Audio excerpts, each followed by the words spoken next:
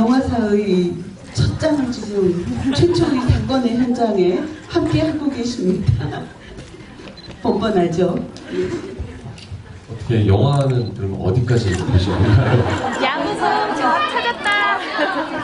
야구공 찾은대요. 네. 혹시 영화를 처음 보신 분 계신가요? 정말 죄송합니다. 어떡하지 않고. 그러게요.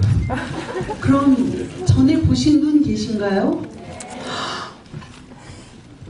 네. 안 보신 분들도 되게 많으셔서 다음 또 이렇게 추후에 볼 기회가 있겠죠. 네, 다시 상영을 잡고요. 네. 그리고 나서 오늘 오신 분들 중에서 다시 보시고 싶은 분한테 네. 전부 연락을 어. 드리기로 했습니다. 다행이네요. 네. 근데 저 집이라는 거는 영화를 보고 난 다음에 이제 하는 거라서요.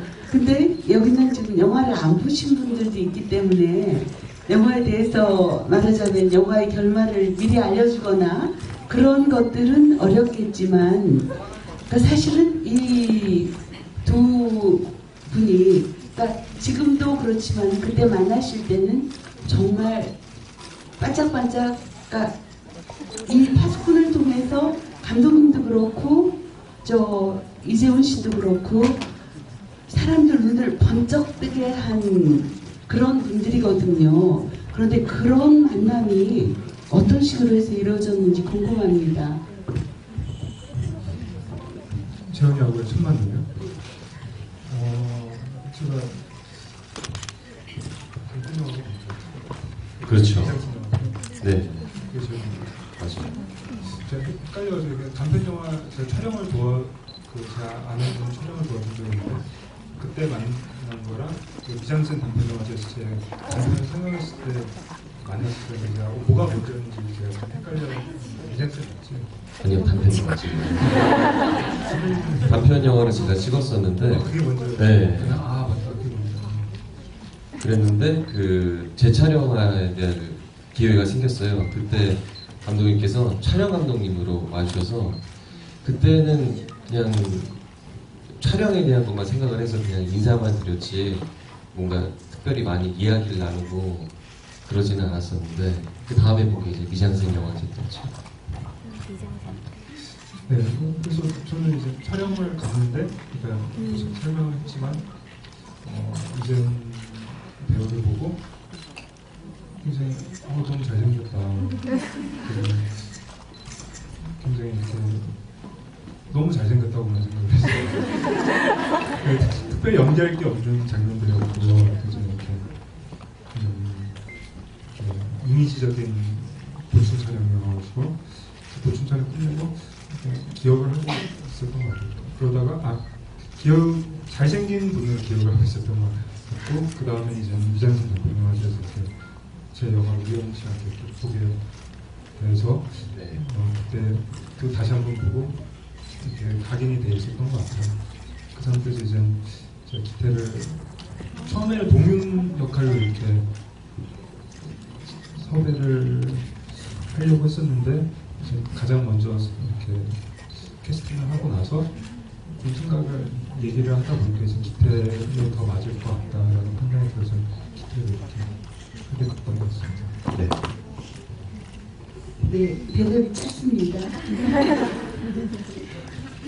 그러면 사실 그 파수꾼 경우는 독립영화로서는 굉장히 많은 분이 본 거죠.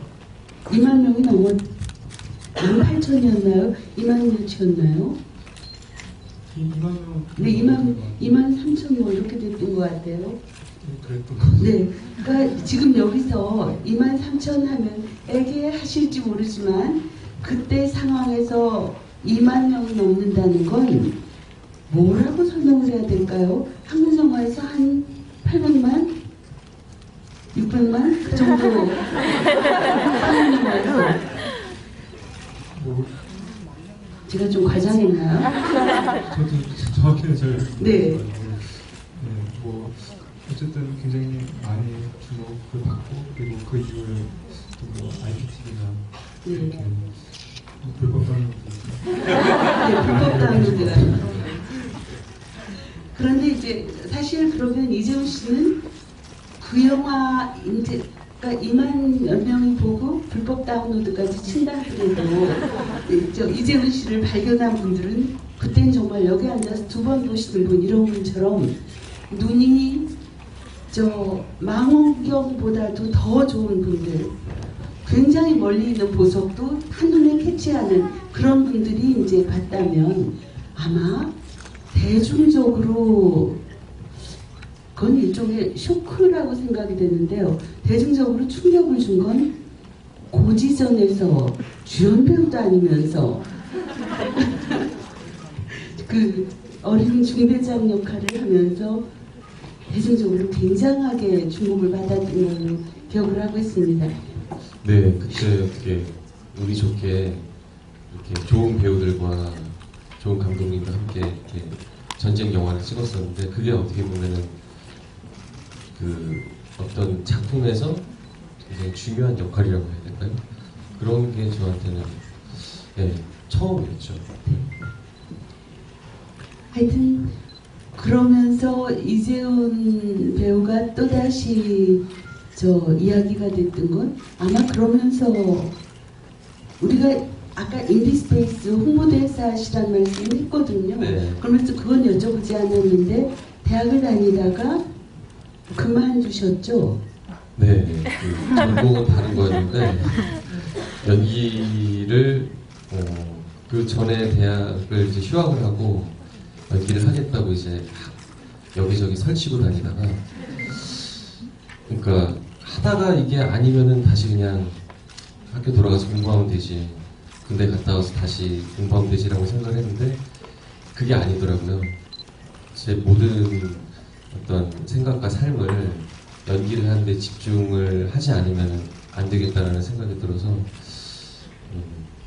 네, 뭐 아니면 도라는 심정으로 네, 학교를 가면은 그래도 같이 연기에 대한 꿈을 갖고 있는 친구들과 함께 열심히 이렇게 뭐 도움도 받고 경쟁도 하면서 네, 어떤 실력을 쌓아갈 수 있겠구나라는 생각에 학교를 이제 선택을 해서 운이 좋게 들어간 거죠.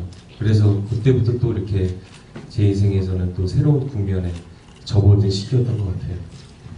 특정 대학을 홍보할 생각은 전혀 없지만 그만둔 대학은 어디고 새로 들어가는 대학은 죄송합니다. 또 녹음해 드리겠습니다.